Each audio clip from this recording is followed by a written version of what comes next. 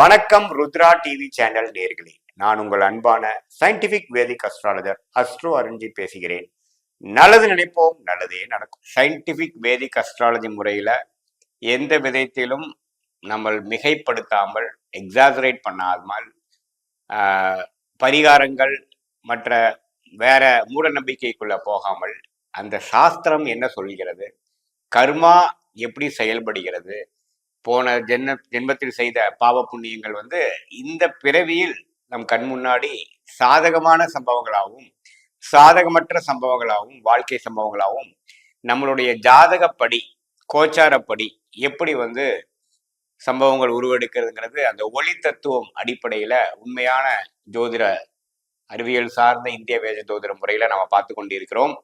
அந்த வகையில இந்த வீடியோல மார்ச் மாதம் 2025 மேஷராசிக்காரர்களுக்கு எத்தகைய ஒரு பலாபலன்கள் நிறைந்ததாக இருக்கிறதுங்கிறது பார்க்கறதுக்கு முன்னாடி ஃபர்ஸ்ட் டைம் நம்ம சேனலுக்கு வரவங்க மறக்காம சப்ஸ்கிரைப் பண்ணுங்க. ஸோ தட் தொடர்ந்து நம்மளுடைய வீடியோஸ்ல உங்களை அடையும்.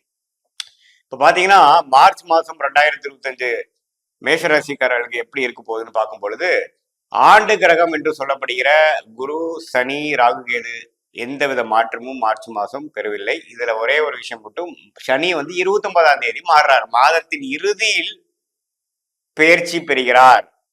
மார்ச் 29, 2025 மாதத்தின் இறுதியில கும்பத்திலிருந்து மீனத்துக்கு மாறுகிறார்.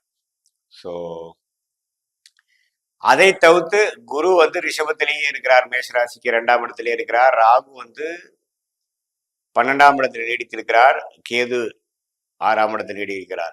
ஸோ இப்போ இத்தகைய ஒரு ஜாதக பலன் எப்படி இருக்க போதுன்னு பார்க்கும் பொழுது, மாத கிரகம் ஆகிய ராசி அதிபதி செவ்வாய் மிதுனத்திலேயே வக்ர ரீதியாக மிதுனத்திலே நீடித்திருக்கிறார். மிதுனத்துல பார்த்தீங்கன்னா ஒரு 4-5 மாசமாவே செவ்வாய் அங்கதான் இருக்கிறார்.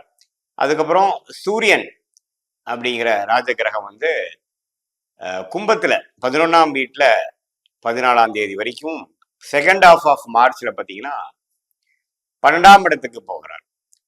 ஸோ இத்தகைய ஒரு தன்மை செவ்வாய் சூரியன் கொண்டு, அதாவது 11லையும் 3லையும் இருக்கிறார்கள். 12ஆம் இடத்தில் மீனத்தில் பார்த்தீங்கன்னா புதன், சுக்கிரன், ராகு. புதனும் சுக்கிரனும் சேர்ந்து ராகுவோட 12ஆம் இடத்துல இருக்கிறார், 6ஆம் இடத்துக்கு கனெக்ட் பண்றாரு. ஸோ இத்தகைய ஒரு கிரக அமைப்பு எப்படி கொடுக்குதுன்னு பார்க்கும் பொழுது, அந்த 6ஆம் இடத்து விஷயங்கள் கொஞ்சம் அதிகமாக இருக்கிறது. ஏன்னா புதனே பார்த்தீங்கன்னா 6ஆம் வீடுங்கிற தன் கன்னி வீட்டுக்கு கனெக்ட் ஆகும் பொழுது கொஞ்சம் உடல் சம்மந்தப்பட்ட விஷயங்கள், கடன் விஷயங்கள், குடுக்கல் வாங்கல், அதே சமயத்துல வம்பு வழக்குகள், பகை, இது மாதிரி விஷயத்துல எல்லாம் கொஞ்சம் ஃபோக்கஸ் இருக்க போகிறது. அது ஓரளவுக்கு சாதகமாகவும் வரக்கூடிய அமைப்புகள் இருக்கு. ஏன்னா புதனே சுக்கிரனோட சேர்ந்திருக்கிறார். அதே சமயத்துல 6ஆம் இடம் குருவின் பார்வையில இருக்கு கேது. ஸோ நல்ல விஷயம். ஸோ வர வேண்டிய பணம், ஷேர் மார்க்கெட், ஸ்டாக் மார்க்கெட், அது மாதிரி விஷயங்கள்லாம் இந்த மார்ச் மாதம் மேஷராசிக்காரர்களுக்கு நீங்க முதல்ல இன்வெஸ்ட் பண்ண ஒரு அமௌண்ட்ல ஒரு ரிட்டர்ன்ஸ் வர்றது, முடிஞ்சு போச்சு அந்த பணம் வராதுன்னு நினைக்கிறதுல ஒரு பார்ட் பேமெண்ட் கிடைக்கிறது, அது மாதிரி கொஞ்சம் விஷயங்கள்லாம் கொஞ்சம் நீங்க ஃபாலோ பண்ணிட்டு இருக்கிறதுல கொஞ்சம் ஃபேவரபுளான ரிசல்ட் வருது. ஏன்னா சுக்கிரனே உச்சம் பெற்று 12ஆம் இடத்துல இருக்கும் பொழுது ராகுவோட சேர்ந்திருக்கிறார். புதனும் அங்க சேரும் பொழுது ஓரளவுக்கு நல்ல ஒரு பலன் கொடுக்கும். கரெக்டா சந்திரன் பௌர்ணமி சந்திரனாக மார்ச் மாசம் ஏதோ ஒரு நாள் வரும் பொழுது அந்த ஒளி உங்களுக்கு 12ல கிடைச்சு நல்லாவே வரக்கூடிய அமைப்புகள் உண்டு.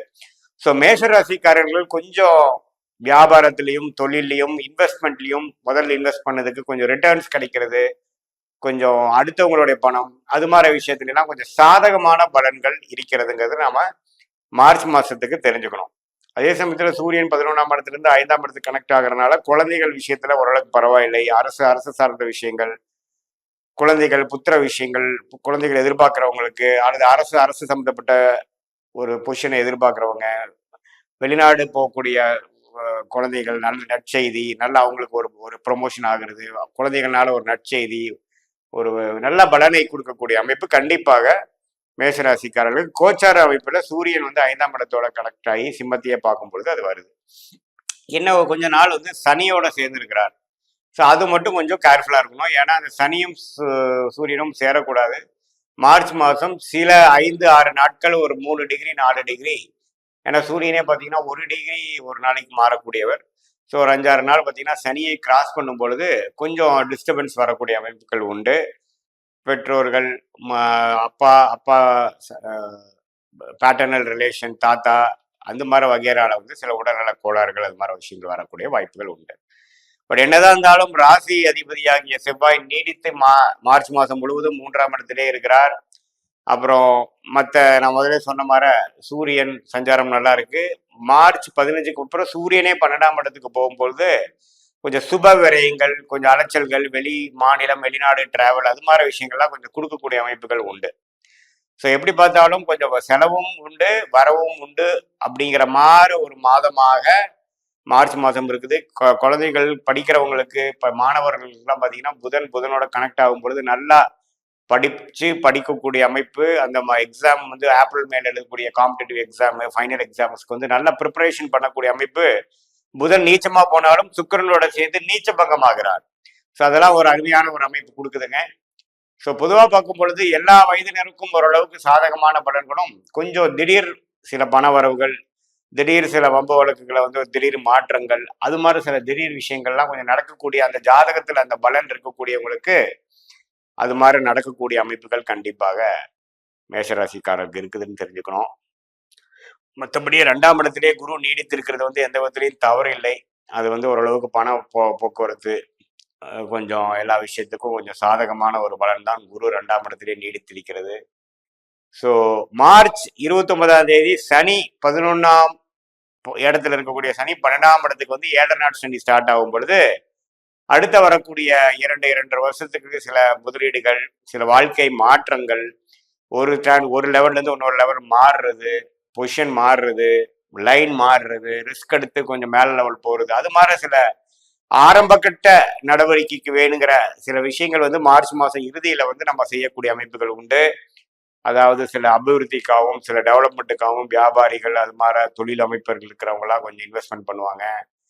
அப்புறம் கடன் பெறுறது, கடனுக்கு ஒரு பிளான் பண்ணி நம்ம பிளான் பண்ணலாம். ஒரு 5 வருஷம் 3 வருஷம் கடனை அடைக்கிற மாதிரி ஒரு பிளான் பண்ணக்கூடிய அமைப்புக்கு ஒரு எக்ஸ்டென்ஷன் ஆஃப் கடன், ஒரு ஓடி லிமிட் இன்க்ரீஸ் பண்றது, அது மாதிரி விஷயங்கள் எல்லாமே வந்து செய்யக்கூடிய ஒரு விஷயத்துக்கு ஒரு ஆரம்ப கட்ட ஒரு மாதமாக, particularly the second half of March வந்து மேஷ ராசிக்காரர்களுக்கு இருக்கக்கூடிய அமைப்பு கண்டிப்பாக உண்டு.